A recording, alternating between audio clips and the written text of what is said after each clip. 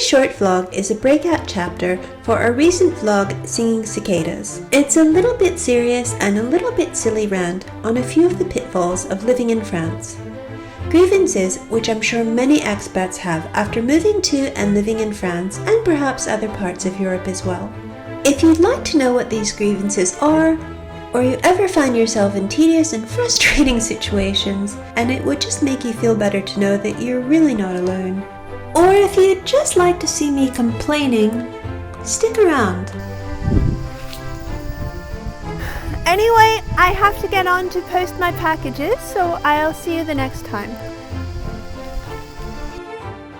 Before I start the following section, referred to as the Postal Drama, I feel like I need to give you a little background information on the multi-layered aggravation that led up to it. So these rather overpriced yet relatively shallow and innocuous postal boxes are what I finally ended up using after going to 4 stores, including the local post office, and looking at multiple online stores. After a week of looking, I had to buy additional smaller jars because I just couldn't find boxes deep enough to fit the jars I originally planned on sending. In addition to this, I've spent an absolute inordinate amount of time sending emails, repeatedly chasing, and phoning and tracking daily for nearly every online order we've made because deliveries by most of the courier companies have all really been rather problematic. Even when they've been here before, and this is even after contributing detailed directions with photos and map drawings to both Google and Apple Maps, and submitting a correction because Google then still mapped the chateau as being a couple of miles away. And even after that, a courier with his GPS on still phoned us lost. I know I can't be too angry with these couriers because I've ended up in housing developments and back streets a number of times myself using online mapping systems here, but I was still kind of annoyed. On top of all of this, a little after I arrived, Vodafone, who I specifically changed my contract to because of their great deal and coverage for European roaming for UK customers, drastically downgraded their offer. So, even though I've been paying them, unless I pay extra for special add-ons that don't last very long, I haven't had phone or Wi-Fi services for most of the time I've been here, and I have to wait until I get back to England to change companies. So I found myself completely lost quite a few times with no Wi-Fi. Also, a few days before I needed insect repellent, so I spent a few hours driving around to pharmacies during the day which were listed as open, but closed because I don't know why they were closed, but they were.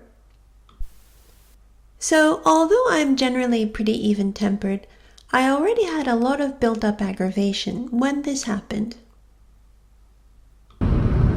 Still looking for a post office that's open during the listed hours. So I seem to have a knack for going places and am always being closed.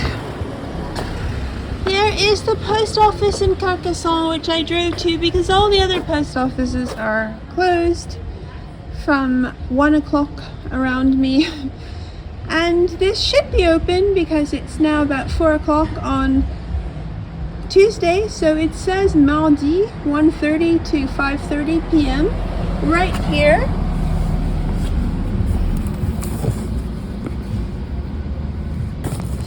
It's for some reason closed on this Mardi. Oh yes, here all day long closed. Just happens to be I picked the one Mardi that it's closed.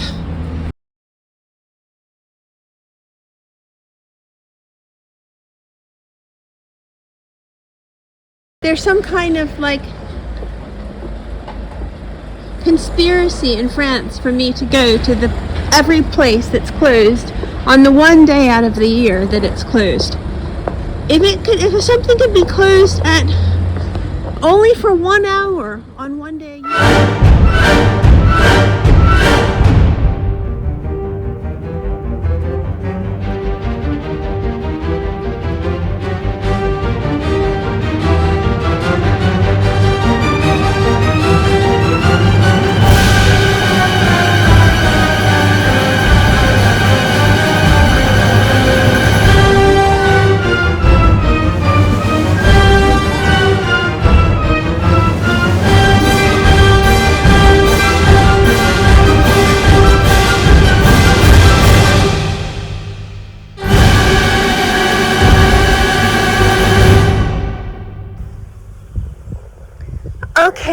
now I've went on time to yet another post office on another day, and guess what? It's been moved.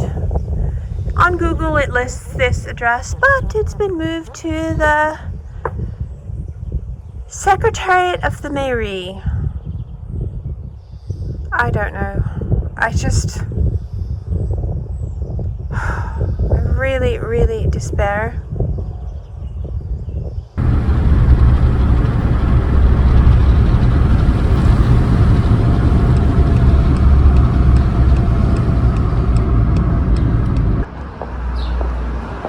This is where Map said that the post office was.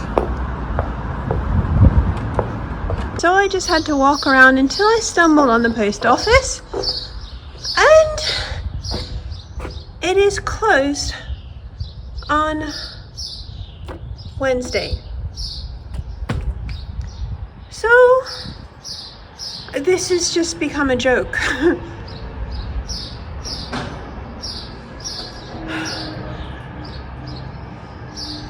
This is the second post office I've been to today that was listed as open and is either moved or is closed.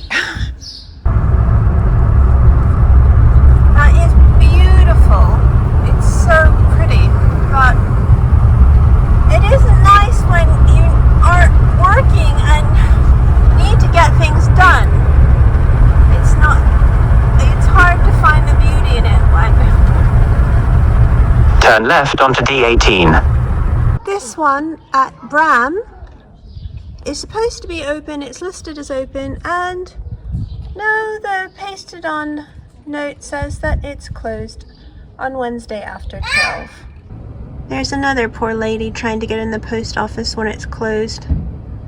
So at least I'm not the only one.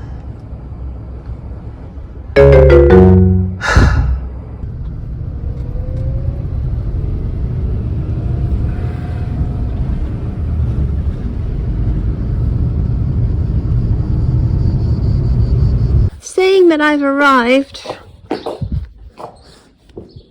I don't see the post anywhere. But at this point, I would just like it to be open. Well, there was a sign for the mairie, so I'm going to check near there. That says Street of the Mairie. And that says, that one below it says church. I don't see anything that says La Poste.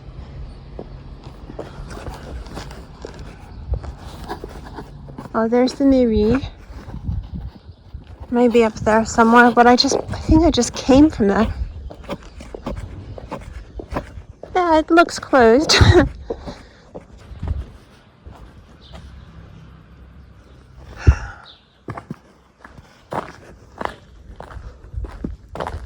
There's nobody around either. Just... If I were a woman of leisure, this probably wouldn't be such a problem, but as I am not, I find it very frustrating. I don't know whether to praise Google Maps, because God knows I wouldn't be able to find any of these places without serious research, but none of the hours match up with the hours on the doors, and I know that those were the hours because they always have a piece of paper covering the original hours, which are the ones most likely listed on maps.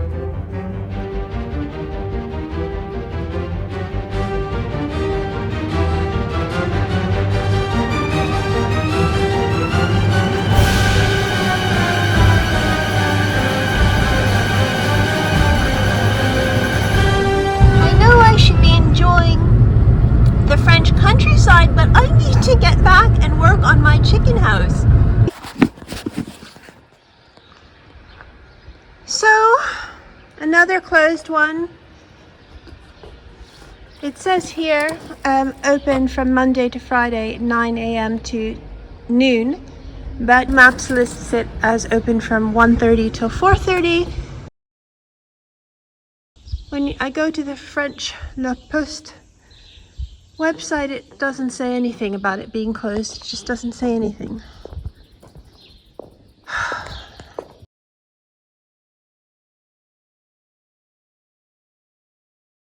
So another day wasted. Then I'll have to work. I'll have to do my volunteer hours on Saturday now. Looking on the bright side, the post office actually delivers to the chateau without problem, and unlike some places in the world, all of the staff at post offices in France that I've actually found open have been helpful and really very patient and nice. Although Selma and I are drawn to the softer and magical aspects of life, we both feel it's important to truly connect with others, and I really feel it's important not just to show the perfect, Instagrammable moments, but some of the grittier parts too. So I hope this makes you smile and realize you're not the only one the next time your day or even your month is going a little askew. I love this breathtakingly beautiful country, but there are certain trade-offs for all that magnificence. If you forget why you're here, it can be frustrating. All sorts of ordinary goods and services, boxes to post things in for example, can frequently be difficult or just oddly costly to get a hold of here in comparison to what you're used to. As far as services like sending packages, while even quite small neighborhoods seem to have a post office, the opening hours and inconsistency personally diminish the benefit for me. With prices much higher than what I'd pay in the UK, for example, for what in my experience tends to be quicker and more reliable delivery, it can be vexing, even for a patient lover of France. For my tastes, France is, on balance, the most beautiful country in the world, and a place I choose to live a large part of the year. At the end of the day, no place in the world is perfect. And apart from seeing people with a public presence on YouTube and other social media channels don't lead perfect lives, I think it's helpful to know what to look out for if one is going to live here. So I hope this helped a little, or at least gave you a chuckle. If you like our videos and like keeping up with us, please don't forget to like and subscribe and turn on the notifications bell so you can be alerted to future videos and premieres. You can also help us out by watching a few of the ads and maybe a couple of extra videos if you haven't seen them all. This really helps us, and it's free. See you next time.